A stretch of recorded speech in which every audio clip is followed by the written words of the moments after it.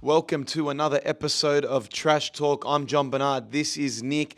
This is where we bring you what's happening in the world of combat sports right now. We are on the ground here at Manchester, UFC 304, Leon Edwards versus Belal 2. Nick, we've been on the ground. We've been interviewing everyone. Been a hectic week. What's your biggest takeaway of the week so far? Manchester, lovely place, very clean. Very different to what I expected. I thought it'd be a lot more English. Listen, the weather's terrible. Weather's always terrible. Overcast outside. I think it was raining a bit earlier today. Get your shit together, England. No one likes it for a reason. But in terms of fighting, in terms of MMA, I'm very excited to see Leon Edwards Belal.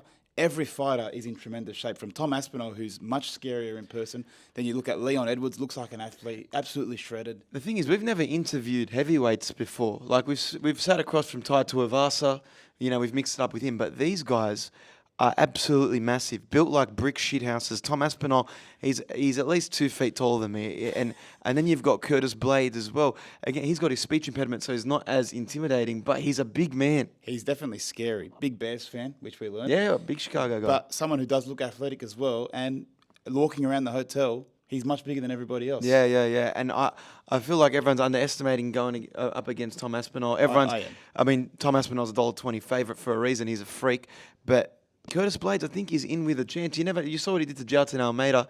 Anything can happen. But on the ground, it's been very fun. The fighters have been nice. Everyone's, I think, been very friendly. The staff on the ground, all the media.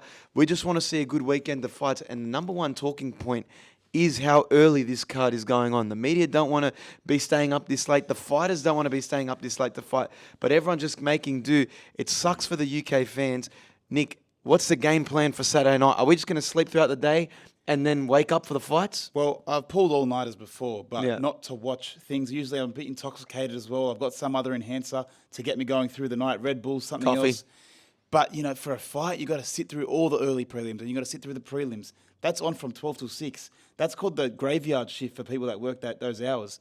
You actually those fighters got to warm up, they got to prepare. People in the crowd got to sit there throughout that whole time. And all the fighters have said, oh, look, adrenaline's going to kick in. When you're fighting someone, it's fight or flight. But listen, I've never had to fight someone at 3 a.m. in the morning. Well, when you're driving at night, don't they usually say sleep is worse than alcohol? Sleep is the biggest killer on the road. I'm sure that can go to fighting as well. Being tired in the octagon can't be really healthy for you. It's probably going to lead to more, make you just slower. The boys are going to need caffeine, for sure. I know Paddy's he's big on the Red Bulls. Well, I mean, there's plenty of cafes here in Manchester. We've got Costa Coffee, Cafe Nero, Black Sheep Coffee, Starbucks. Still Starbucks here.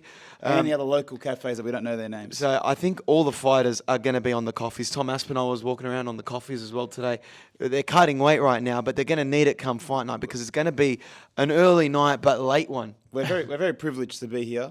I'm not going to take that for granted. I want to thank KO who's allowed us to interview the fighters here on the ground. Who's been your favourite fighter to interview thus far? Just quickly though, would you consider skipping the event? It's on too early.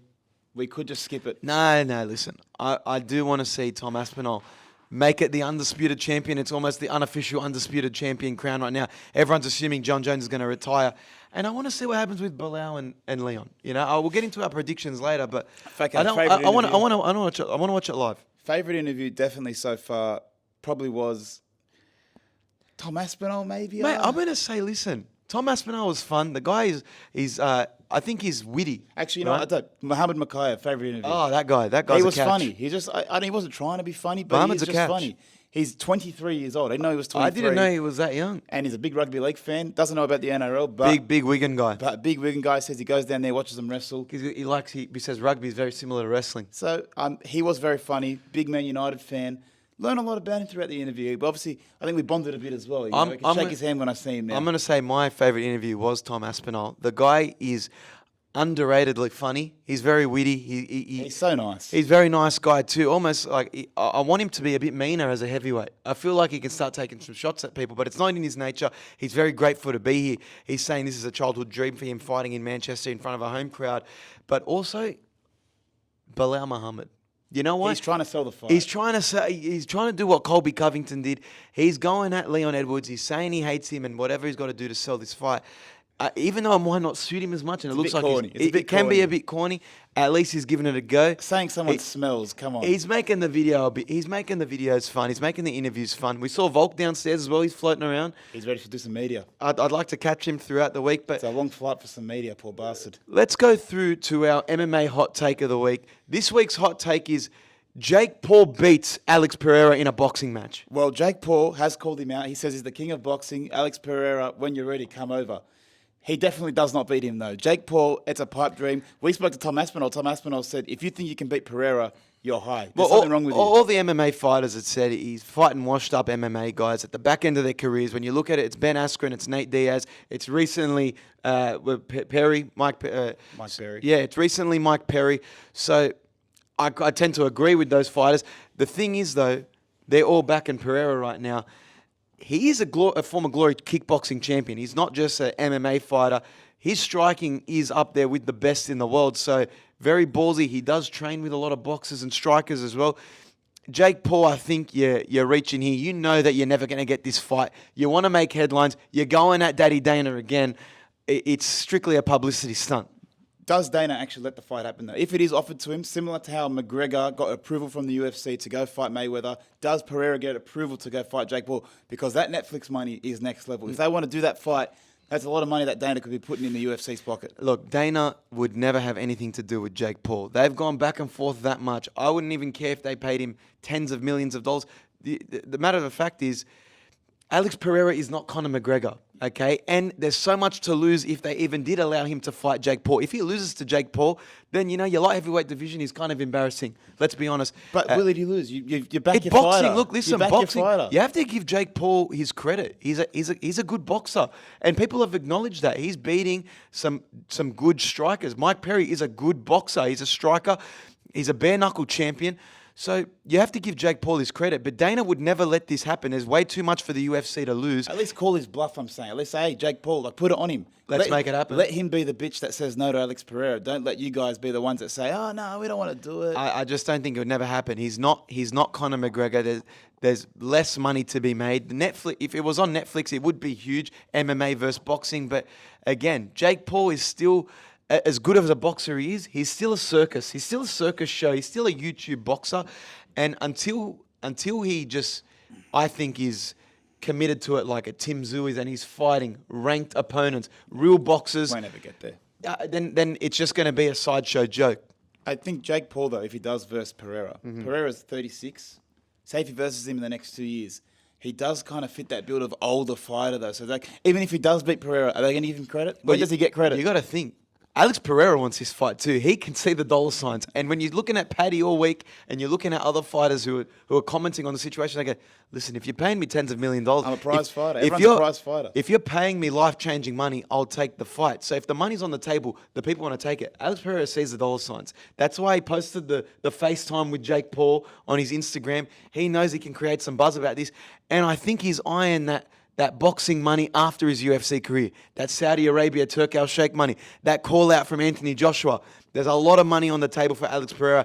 If he maintains his success, you'd hate for his momentum to be halted. Well, Alex Pereira has been the talk of all the heavyweights throughout this week. Yes. Curtis Blades says he'll kill him. Tom Aspinall can't get his name out of his mouth. Everyone wants to talk about Alex Pereira, whether it be media, everyone's bringing it up to him. We brought it up to him. We brought it up to him, and Tom Aspinall said, listen, first 10 seconds, I'd rugby tackle him to the ground. I said, aren't you surprised? Okay, are you surprised no other fighters have gone in with that game plan? He said they can't. Curtis Blades said some people just don't have the skill. It's hard to wrestle. He spoke about Tai Tuivasa because if he developed wrestling, he'd be a top 5 heavyweight.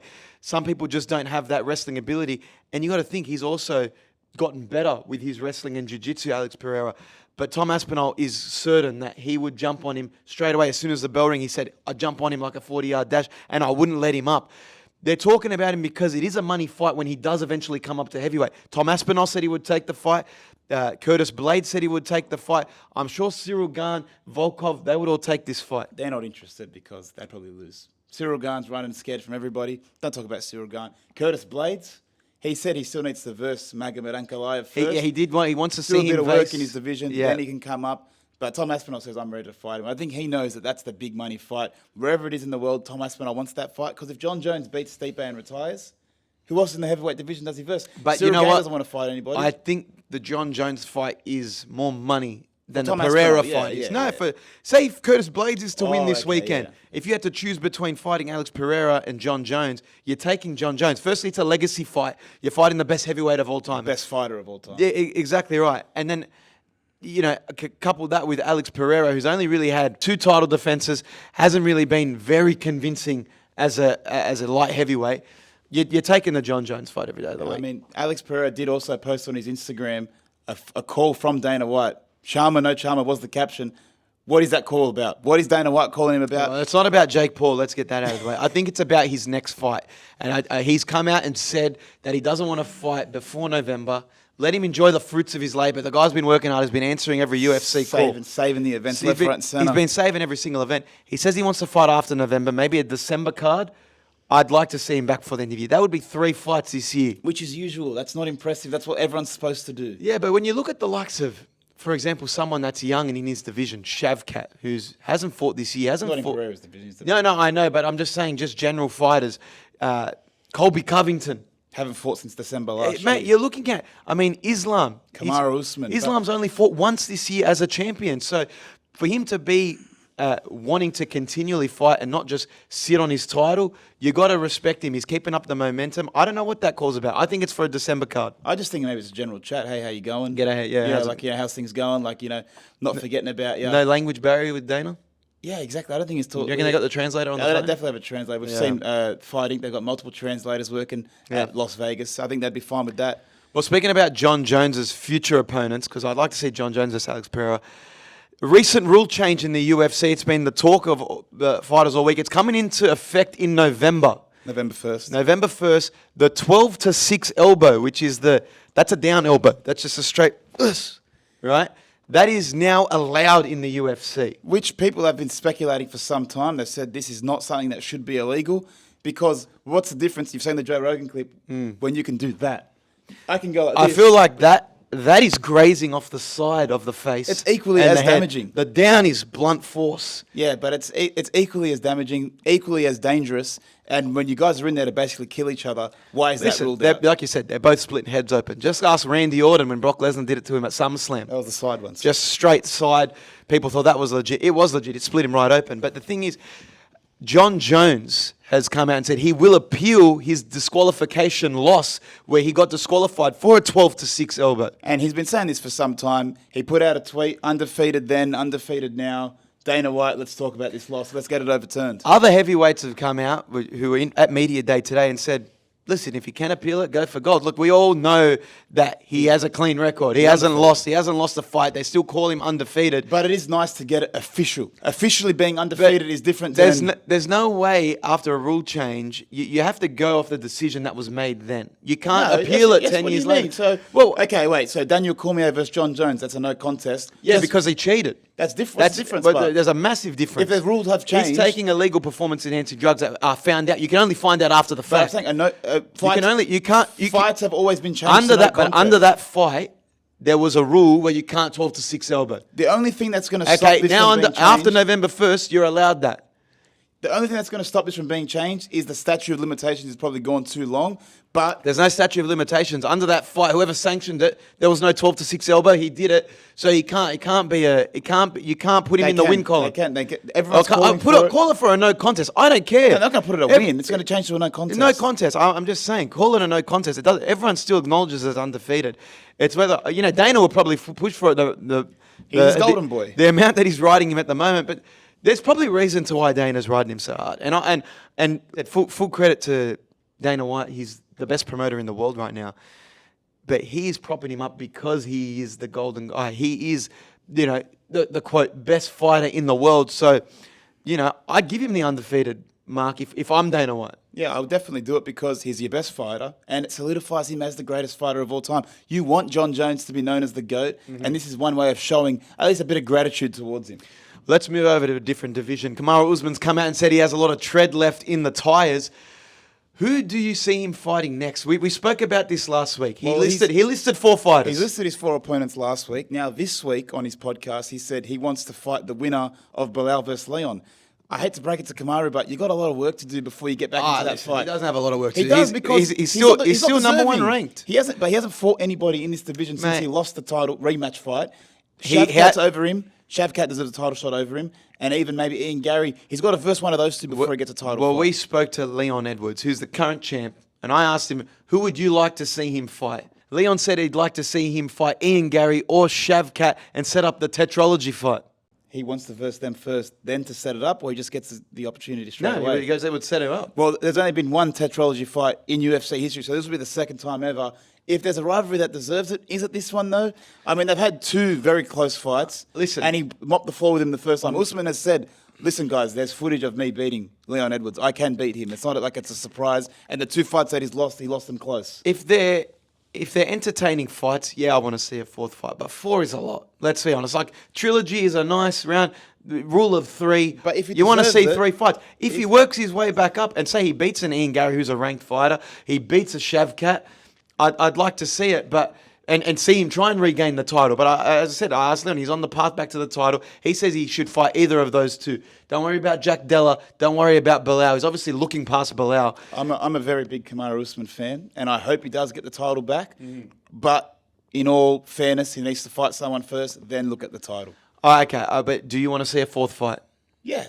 Why not? I mean, I'm still dirty about the head kick. Like, it's, when you've got money on Kamaru and he loses in the fifth round, and you got to think like the second fight was very close. Was a very close fight. So I don't know if there's a rivalry to do it. It is this one. Well, because the first fight wasn't a title fight, so it's like you could have a trilogy fight of just being championship fights, championship bouts. So that's why you can probably just let it happen. Let's talk about one of the stars of the weekend in Manchester, Paddy Pimblett, Paddy the Baddie. He's been doing media. We interviewed him this week. He spoke to, I think it was Sky Sports. Sky Sports. Said it was one of his worst camps. He was going through it mentally. Well, he was going to pull out from the fight 6 weeks into the camp, or 6 weeks left in camp before his coach kind of said, listen, like, this is the time to change. And to be fair, he said, it has changed. I'm in the best shape of my life. I'm ready to go. Well, Bobby Green didn't give a fuck about that at all. He did not care about that in the slightest. And he was going, I've been putting this division on my back. I've been fighting. I put this company on my back. You've been handed everything. They've been going at it non-stop all week. He hates the name change to King Green. Even all the reporters in the media going, excuse me, Bobby King, Bobby or King, however you'd like to say. He did pop when people referred to him as King, though. Yeah, no, it was very, very strange. I can't say I've ever referred to someone as King who's legally changed their name to. I don't think I'm going to call him King. Paddy doesn't want to call him King, but there's genuine dislike towards one another. How do you see this fight playing out this week? And also, Paddy's been talking about this being his last fight in his deal, but he would never leave the UFC. Well, people have taken out of context previous comments from him saying that this is his last fight, talking about Jake Paul, other YouTube boxers. They've taken that as he's looking at greener pastures elsewhere out of the UFC. He's basically said, I've been negotiating with the UFC. I want to stay in the UFC. I don't want to leave the UFC. Well, I feel like for the last 2-3 days, he's been putting out fires everywhere. Why would I want to fight anywhere else but the UFC? UFC is the premier box or the premier fight promotion in the world. Why would I want to leave? He says I'm a prize fighter, and if a YouTube boxing thing does come up and it's very lucrative, and it's like an offer he can't refuse, he'll do it. You can't blame the man for being honest. Everyone we spoke to said they would take that big money. John Anik come out and said, listen, I'm confident Paddy Pimblett will probably re-sign before UFC 304, which is this Sunday. So maybe a new deal will be announced before then. But I agree with Paddy Pimblett. If you're an MMA fighter, you work your whole life essentially to get to the UFC. Why would then, when you're in the UFC, would you leave? It would make no sense. I don't think he would ever leave. Him and Molly got a good thing going. They're on reality television. They're one of the most known fighters in the UK. UK, like we saw, doesn't produce a lot of great MMA stars. These two are bona fide stars. Whether you say they hand it to them or not, giving them easy opponents or not, these guys are entertaining. They can talk and say what you want. Paddy's backed it up. I mean, he beat Jared Gordon. He beat Tony Ferguson. Mind you, he didn't finish him. But I think he finishes Bobby Green. And he goes from there. 3-round fight. Smart bet would be to go the distance. But Paddy Pimblett, Molly, lovely people. They're always good fun. Great interview. One of my favourite Brits, and it's very hard to find those people.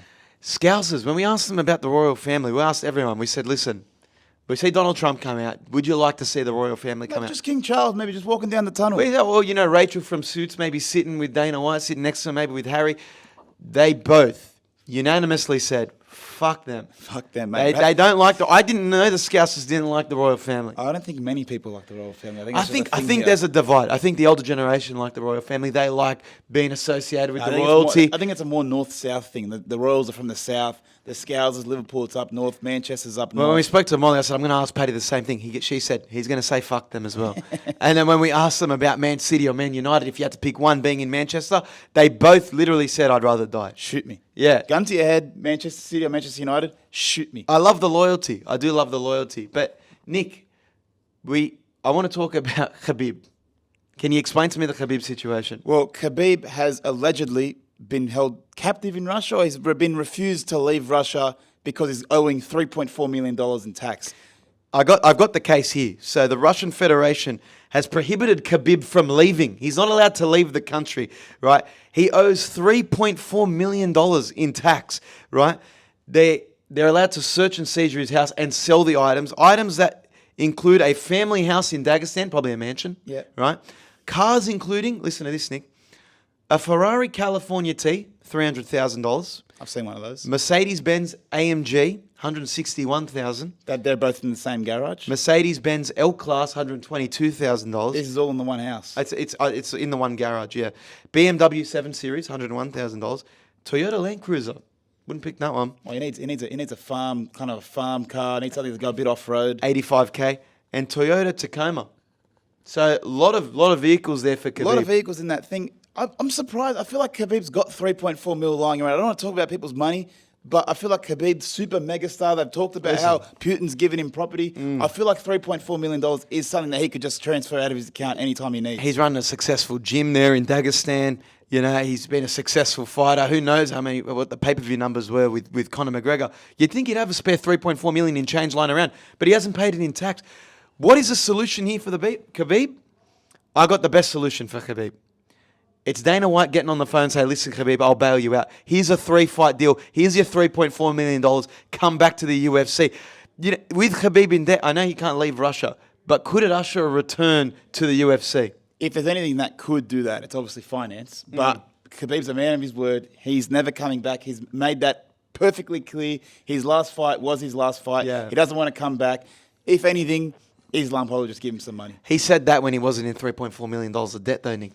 I feel like 3.4. What would it, if he did come back though?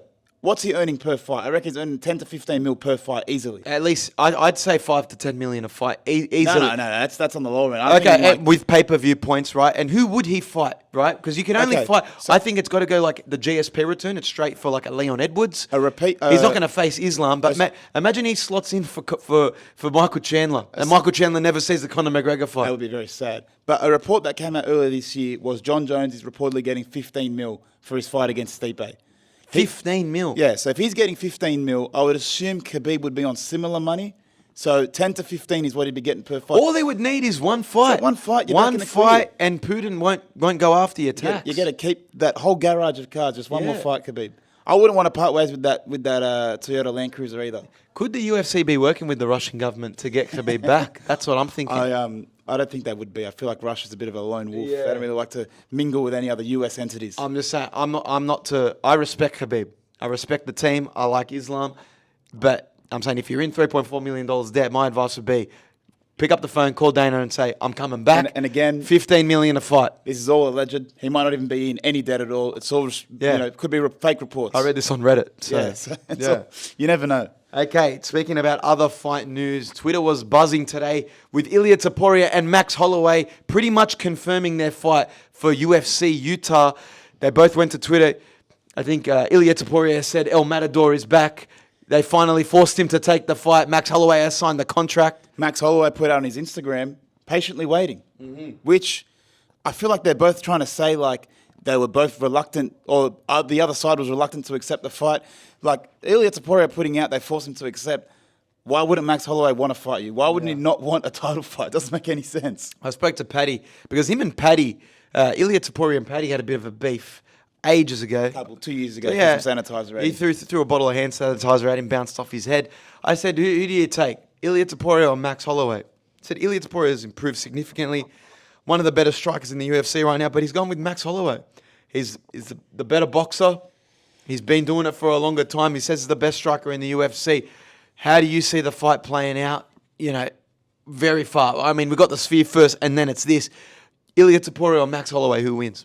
I'm supporting Ilia Topuria. I've jumped on the bandwagon. Meeting him in person made me like him even more. He's cool. And you know what? I like new stars. Max Holloway, he could lose this fight and still have a super fight against other fighters. He's got that notoriety now. Ilia Topuria needs this win. He needs that title defense. Needs to boost his status up. Whether he becomes the double champion BMF and the featherweight title holder, he needs the win more. So I'm going to be going for him. And I do think he wins. I think the younger blood always wins in these types of fights. Just wants it more. He wants it more. He needs it more because if he loses, what happens to your career? You got to think it's your first title defense. You're coming off a Volkanovski reign, which was the longest reigning featherweight champion. You want to make a statement, and to do it up against Max Holloway, he will go out and go as hard as he can. I'm looking forward to the fight. I hope we're there covering it because it will be entertaining. Utah? You're going to be in Utah? Yeah, UFC. I mean, according to Ariel Helwani, he's got the whole slate. He says it's Merab versus Sean O'Malley at the Sphere, into Utah being Max Holloway versus Ilia Topuria. So I think that's the way the fight goes. I'd say Ilia Topuria probably could go the distance the way these guys are striking. Oh, mate, the way they strike, they probably knocked each other out. Well, no, early. I mean, you saw Max Holloway and Gaethje went the distance. Yeah, if they didn't stand toe-to-toe. They both got chins. Yeah, I don't know how's Topuria's chin. I want to go to the UFC 304 preview. It's happening this Saturday night. Early hours of the morning. We'll be up live here in Manchester. We'll be interviewing the fighters post-fight. Let's start with a prelim fight. Meatball Molly up against Bruno Brazil. Well, I feel like the hometown girl, not really hometown because she's from Liverpool, but close enough. She's paying $1.30. I think she'll get the job done. She's a good fighter. She's obviously got a nice resume behind her, but she's kind of put an ultimatum on herself to say, if I don't win this fight, it's basically over. Like, if there's no need for me to keep fighting anymore because there's no title picture for me if I lose this fight. So she's kind of going all in on this fight. She's spoken about how she had trouble early in her camp, similar to Paddy, but she's come back, she's in good shape, and she's ready to win. Well, Bruno Brazil, I can't say I'm the biggest fan. I haven't watched all of her fights. But I didn't know she existed before this weekend. Okay, be honest. We spoke to Molly. She's a non-ranked opponent, so she's going all in on this fight. If she loses, her pursuit of the strawweight title is done. She wants to be strawweight champion, capture gold in the UFC. This is just the road to do it. She's very confident going into this fight. So I'm going with Molly. $1.30, I think it's good value. Women's MMA is always very tough to gamble on because a lot of the time it goes either way. Like anything, like any MMA, anyone can just get caught. I mean, Curtis Blade said it today. Somehow in women's MMA, a lot goes wrong. I'm talking about Valentina Shevchenko, $1.07 cost me my multi. So tread carefully when betting on the women, but the $1.30 seems like great value. Muhammad Mokaev versus Manel Kape. Well, Mokaev and Kape were supposed to be on the main card. Then it got relegated to the prelims. And now I think it's even on the early prelims. No one knows what's going on there. They asked them about it this week. They said, listen, what's going on? And Mokaev keeps saying, I think Kape's going to miss weight. That's why they're doing it. Or they're saying that Mokaev doesn't sell. One of the two. Kape says he's the lightest he's ever been in his career.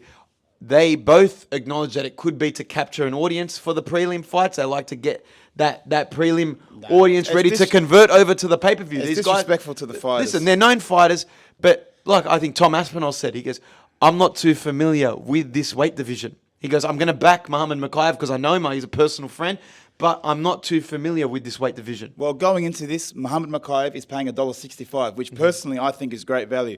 Mokaev, who has been talked about all week as a potential number one contender, he's on a 6-fight win streak, 6-0 in the UFC. He's great value, $1.65. I think that's the best bet of the night. I would officially put that as my bet of the night. Him head-to-head just to win the fight. $1.65 is great value. Don't underestimate Manel Kape, though, okay? He's in title contention as well. You got Steve Erceg, who just went and fought Pantoja. He's saying the reason why Mokaev hasn't received the title shot and stops training with Pantoja because Pantoja kept putting him to sleep. He said that in media day today. He says there's levels to this game. He's not as good as a wrestler as everyone makes him out to be. But I'm personally going with you. I'm going with Muhammad Mokaev, the younger. I didn't know the kid's 23 years old. There's a reason he's 6-0 in the UFC. He's one of the best wrestlers in the division. And I'm taking Mokaev at $1.65. Him just talking about his future of how even when Max Holloway started, he started at such a low weight and you can slowly build up. He wants to do the same thing. So he's going to conquer this division very early in his career. And that means winning this fight and that means winning a title fight later, probably in the next year. Yeah, I mean, look, the flyweights aren't the most entertaining division. Like we saw Pantoja in Vegas. They've got no power. They weigh 50 kilos. It was a co-main event in Vegas. Then you saw the sales of UFC Brazil.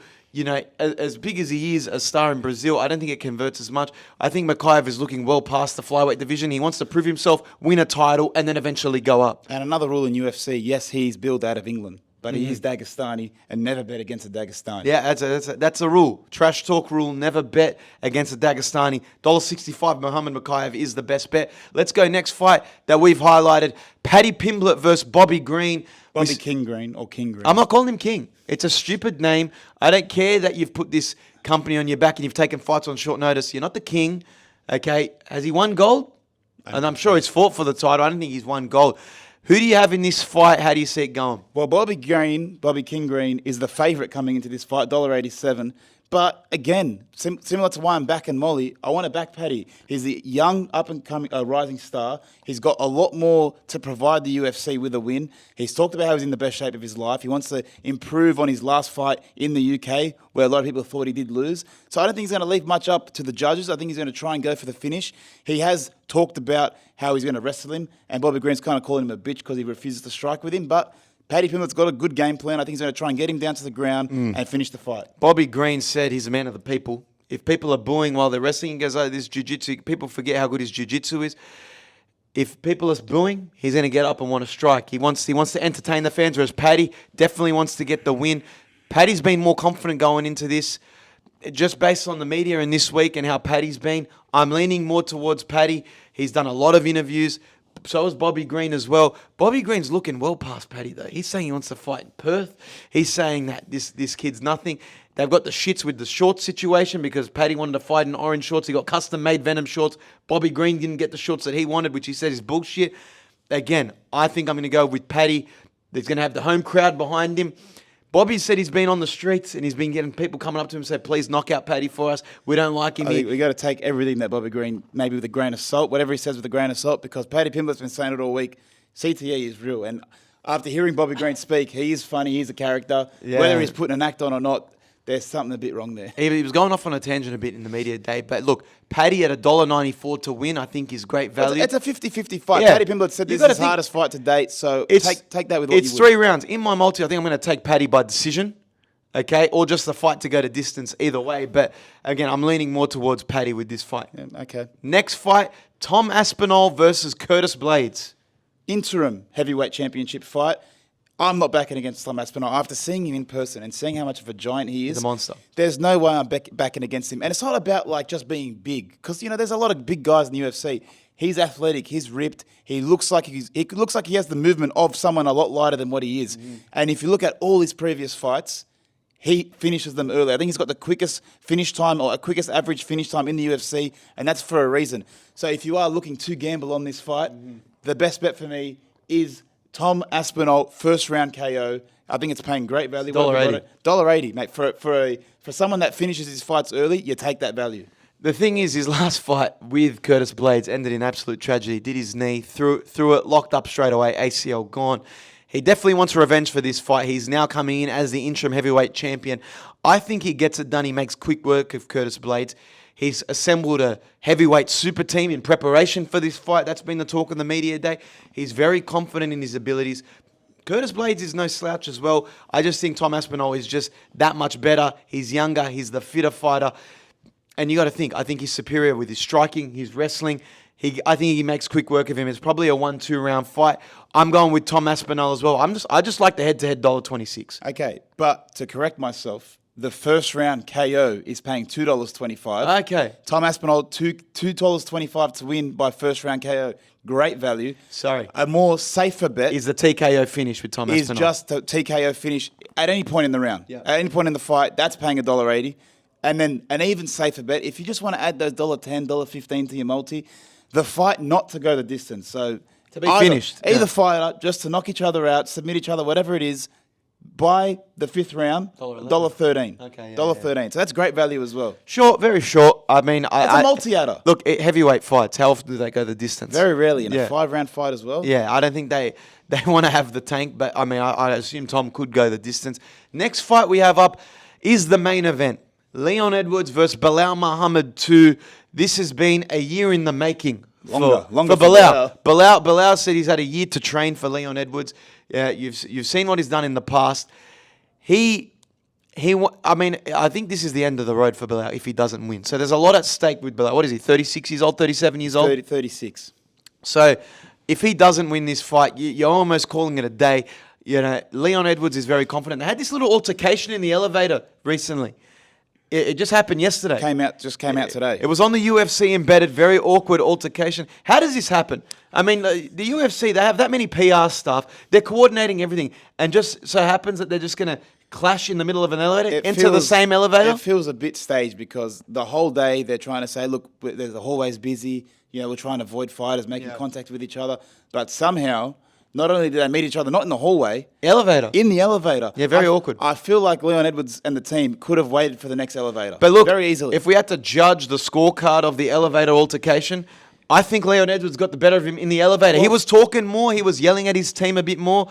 Well, before the footage was released, Belal came out and said, look, Leon was scared in the elevator. Didn't look that way, to be honest. From watching the footage, it did not look like that at all. Belal didn't look scared, but he looked a bit startled by Leon. Belal said he smelt fear, and I got to say, Leon Edwards was chirping in there. He was not worried at all. He said, come on, boys, move over, shuffle over, boys. And then Say the name. He was yelling at the camera when they got out of the elevator. Tom Aspinall's just standing there going, I missed all the drama, missed everything. Look, very entertaining, but again, I don't know how this happens in a well-oiled machine like the UFC. I think they want this stuff to happen, so it boils up a bit of excitement. It is fight week, but at the end of the day, my prediction is Leon Edwards defending his title, adding to his resume in the welterweight division. He says he wants to go down as one of the best welterweights in history. I think he continues on that path. He's got that, either moving up to another weight division and capture another title, or having that fight against Islam in his mind. This sends a message to Islam as well, because, like I said, Belal's been training with Khabib. He's credited his camp in Chicago as well. But, like I said, it's an all-or-nothing fight for Islam. It's an all-or-nothing fight for Belal, but I'm going with Leon Edwards. It's a tough fight to pick, and the betting, I think, is a bit too short for Leon Edwards. He's paying $1.38 coming into the fight. I wouldn't be confident in backing Belal because I haven't seen him fight for a long period of time. He's paying $3.10. But the fact that you're going with Leon, I think a lot of people are going with him as well. But the better bets, I think, to take, if you're going to go for a bit of value, if Leon does win, it'd be Leon by decision. Okay. And Leon by decision is paying $2.40. But if you're going to go the ultra-safe route, you've got to look at these two fighters. A lot of their fights do go to decision. Belal Muhammad, most decision wins in welterweight history. We brought it up to the fighters. He's a decision merchant.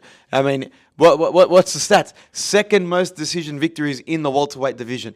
I think most decision victories, or third most ever in the UFC. Third most ever in UFC history. So based upon that, and the fact that Leon Edwards is a bit of a decision merchant as well, the fight to go the distance is paying $1.60. I don't think both of these guys are going to try. It'll be similar to the Colby Covington fight. They'll try and feel each other out a lot early, and then Belal might try and take him down. They'll just try and wrestle for a bit. There have been some highlights that show that Belal is susceptible to a left leg kick straight to the head, which we've seen Leon pull out before. I think he's going to come into this a bit smarter. Definitely utilize his wrestling a little bit more, but ultimately it's going to end in a Leon Edwards decision victory. I'm taking Leon Edwards. Well, now that goes to our multis for this weekend. Yes. Our best bets for the weekend. My multi for this week, 3 legs, Muhammad Mokaev to win, Tom Aspinall to win by first round KO, and Belal Muhammad, Leon Edwards to go the distance. All up, that's paying $6. 3-leg multi, $6. Very good value, very easy legs to win as well. I think those wins, if you've done the work, done the study that I've done, this is going to win. Okay, my JBK's multi of the week for UFC 304. I'm going with Molly Meatball just to get the victory. I think she's $1.30. I like Molly. She was nice to us this week. She's the hometown girl. She's very confident. I'm going with Molly. Muhammad Mokaev to get the victory over Manel Cape. Like I said, I like the kid. Okay, he's a Wigan fan. He loves rugby league. He's a good fighter. He's 6-0 in the UFC. I think, based on Manel Cape's last performance, I think Muhammad Mokaev wins here, and this assures him a title shot. He finally deserves it, even though it's on the prelims. Then I'm going with Tom Aspinall to win by KO. Okay, it doesn't have to be any round. Tom Aspinall to win by KO into Leon Edwards head-to-head. This is $5.30. It's a bit short. Bit short. Yeah, $36. I'm saying if you guys want value, back me. Okay. If you want to go a bit safer, 70 maybe cents. back him. 70 cents. I've picked 3 winners and a decision by KO. Tom Aspinall to win by KO. I think there's incredible value there. And I'm not trying to sell it to you. That's the bet I'm going with this week. I'm actually putting my hard-earned money on that. Okay, but now looking at Leon Edwards, if he does win this fight. What's next for him? What's next for him? Or does this make him the greatest British fighter of all time? The greatest British MMA fighter? Well, Who's he competing with, really? I mean, Tom Aspinall, he hasn't really... coming up. He's coming up, doesn't have much of a legacy. He's the interim heavyweight champion. Michael Bisping was a champion in his division, but again, wasn't meant to be there. He was on the back end of his career when he captured and came in against Luke Rockhold on short notice.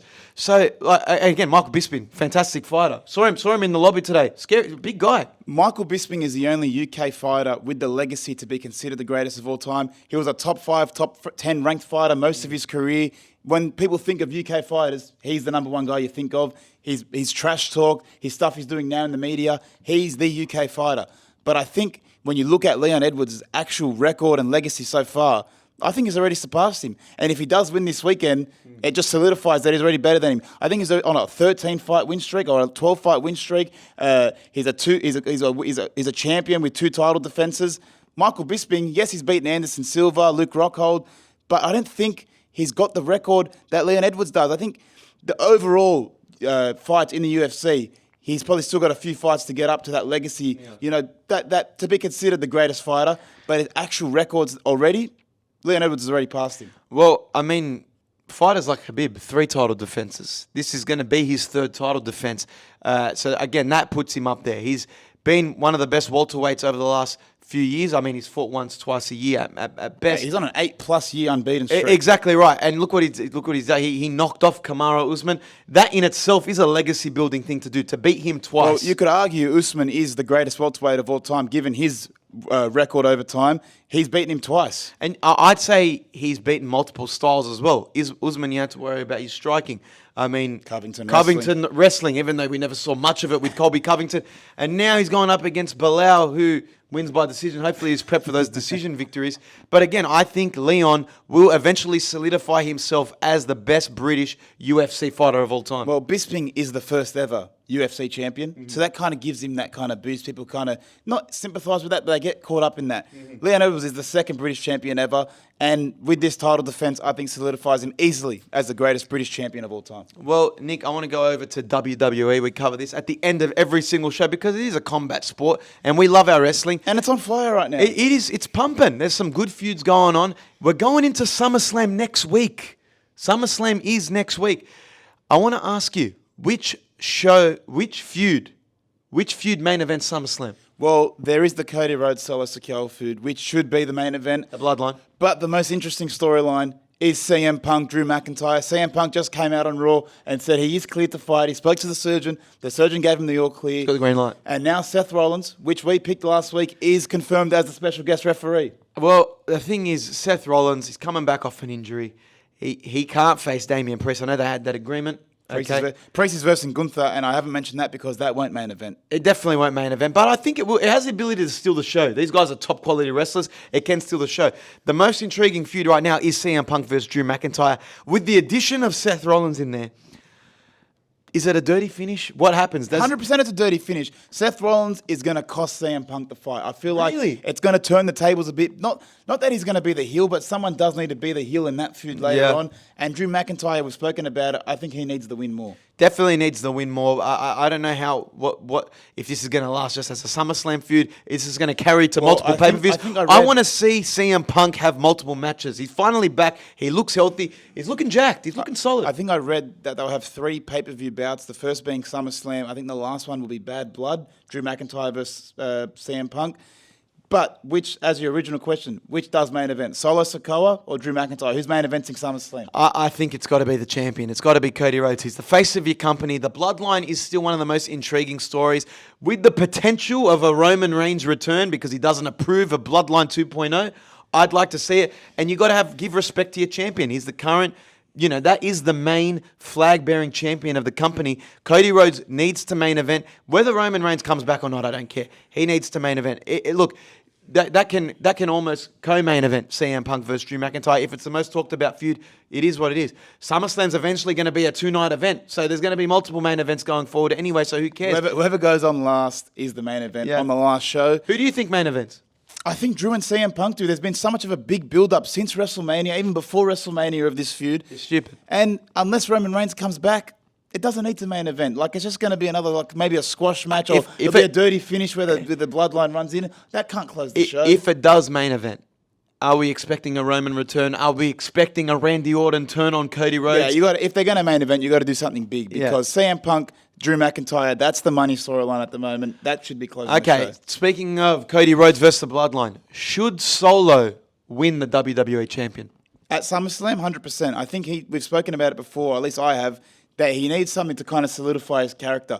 He's beaten John Cena at Saudi Arabia, but since then was on a massive losing streak. He's kind of built up a bit of a character right now, but he needs a big win. He hasn't really beaten anyone in a singles matchup for a while, and all the matches he's had since being the leader of the Bloodline have been very dirty finishes. The only thing I'll say about this is Solo has done well in assembling a new Bloodline, and it's just been the same thing every single week. Squash. Bloodline come out, put people through tables, put the hands up, new Bloodline. Okay, we understand it. How many times can Cody Rhodes go through a table? How many times can Kevin Owens go through a table? I think they all get involved this weekend in the main event. Okay, when Jacob Fatu helps out. Another Bloodline rules. I don't know if it's going to emulate the WrestleMania main event, but something's going to happen. I want to see a clean victory, whether it's Cody Rhodes or Solo. I don't think Solo needs the title. And Cody Rhodes, being the champion that he is, he needs a longer reign. The way he's carrying on and being the face of the company, I don't see him losing anytime soon. I think he carries the champion to WrestleMania. Well, the thing is, I don't think Solo deserves it. He doesn't have a character, or he hasn't really put in the work to be a champion yet. And the way that they're pushing Jacob Fatu, that guy is the freak of the whole stable. He is the enforcer. He's got the most aura in the group right now.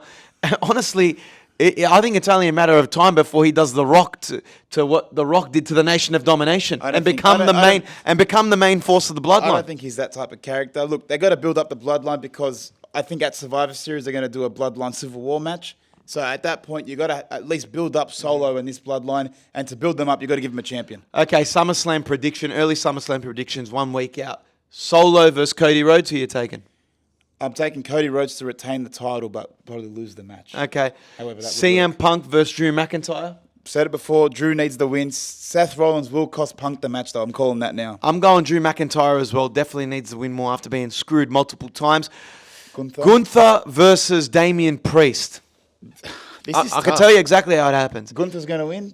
Finn Balor costs him. Gunther is going to win the title. He deserves it. They've been building him up. He's been hasn't been seen anywhere since he's won King of the Ring. This is his time to pounce. Finn Balor is going to cost Damian Priest. This is going to cause a segregation in the Judgment Day. You've got Rhea Ripley and her stable with Dom and maybe Carlito, and then you've got maybe Liv Morgan, Finn Balor and JD. I think that's the way it goes. I think Dom Mysterio turns on Rhea and joins Liv at this pay-per-view. They build it up. Dom can't be a face. It's not a face. He's the heel. It's a heel move? Rhea Ripley's the face now. She's no longer a heel. Yeah, that's very true. Liv is the heel. Sorry. But Gunther, they've already got a pay-per-view in Berlin. They're not taking the WWE to Berlin and not having their flagship German-Austrian star being the pay-per-view main event, and the main event's got to be the title holder. Oh, wow. So you're saying Rhea Ripley versus Liv Morgan. You're saying Liv Morgan goes over Dirty Dom and aligns himself with Liv Morgan. Look, it's either finish. It's either going to be an accidental distraction or a purposeful one, and he's going to join Liv Morgan. Everyone's spoken about the SummerSlam custody match that happened with Eddie Guerrero and Rey Mysterio. Is this going to be a custody of Dom match? I think whoever wins doesn't get Dom, but they'll at least win his heart.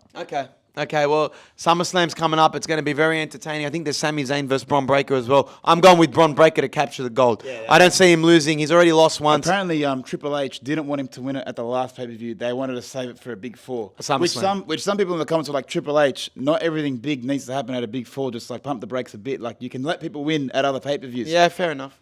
I guess we'll see what happens. But that's all for Trash Talk this week. Make sure you stay tuned. All our clips will be on @Jon-Bernard K on Instagram and TikTok. And subscribe on YouTube @Kairouz Bros. Give the video a like. Thank you for your support.